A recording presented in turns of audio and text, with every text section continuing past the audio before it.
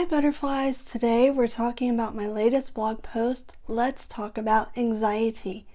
Before I get on with today's video, please be aware of this disclaimer.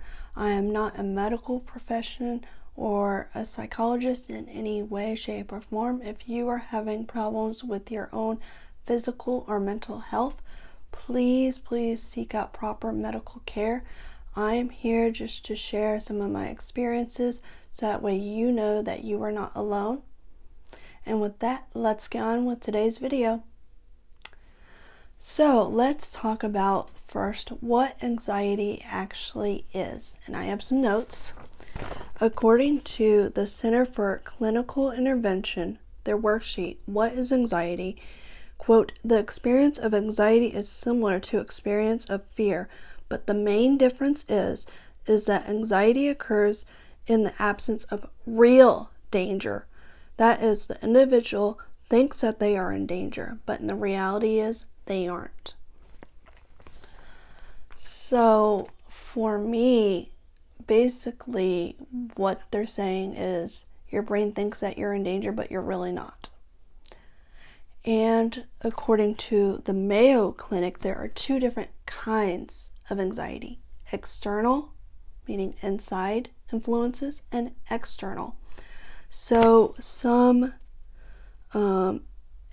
internal things would be having other family members that have anxiety disorders, such as for me, my mother and my grandmother both had anxiety issues.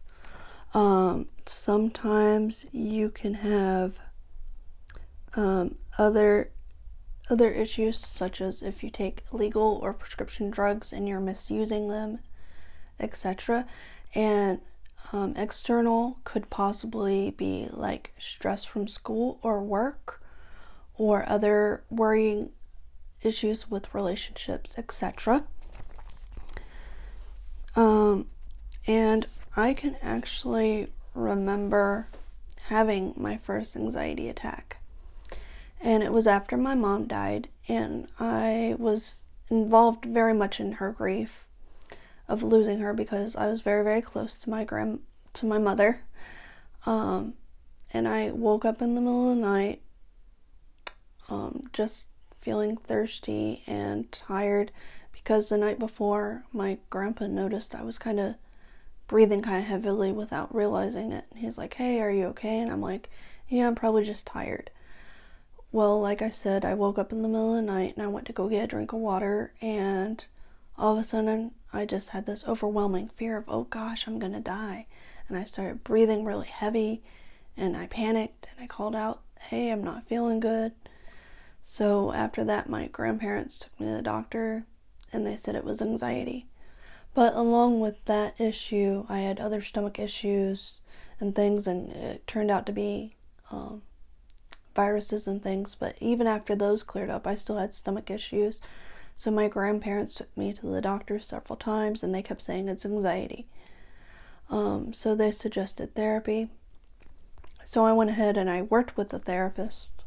I was still in high school at the time, so I actually had in-school therapy with therapists, and me and her just didn't click, and I just decided to stop therapy after a few sessions, and I just buried myself into my schoolwork. Even though I was busy, that helped in the anxiety, but I still had symptoms.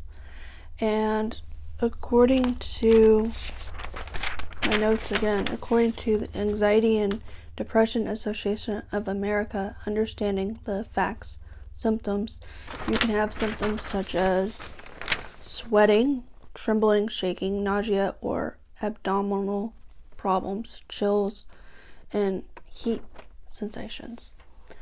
For me, when I have anxiety, I have negative thoughts, I have stomach issues, I shake, and sometimes I get a little hot.